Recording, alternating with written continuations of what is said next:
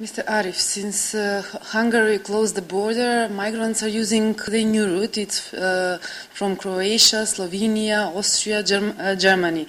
Though the number of migrants is rising each day, and some of the European countries said that there will be bigger border controls. What does this mean for Macedonia? If that is the route that is going to be taken by the refugees and the migrants, it will not change much for this country here. Well, first of all, if there is a route that is open for them to continue with their travel where they would like to go, in this case as they mostly go to the Western Europe, if the flow continues, then the chances of them getting stuck here is very little. Actually, one thing that is very important for this country and all of us together with this country, to have a contingency plan, to prepare a plan.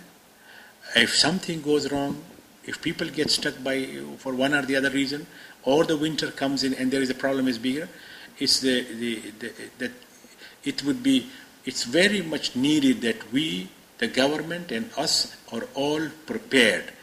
There is a big difference between people. Some of them think that migrants deserve help and support, but there is also a lot of people that say that they are afraid from the black scenarios. Are the migrants and that the migrants are a danger for the national security?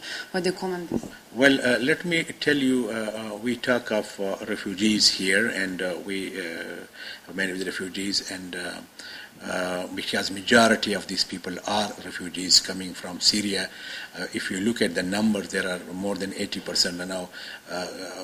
About 80% are from Syria, and then the others are from Afghanistan and Iraq or Palestine, which are also refugee-producing countries, and they have problems and wars there. They need international protection. Now, when the refugees come, to answer your question, we really don't think that they are a threat to the national security. They are running for their life. They are suffering. They have lost their loved ones. They have lost everything. And now what they need is a safety and security and some dignity to live a dignified life, which is a basic human right of every human being.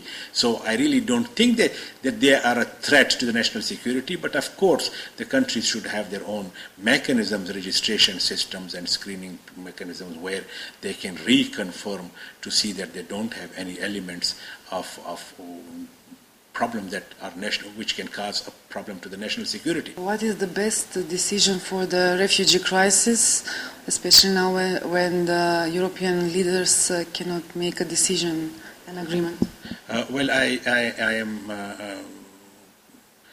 what we as UNHCR think that the European Union has to open up. European Union has to, the European countries and the European Union have to take major decisions now, because it's the moment of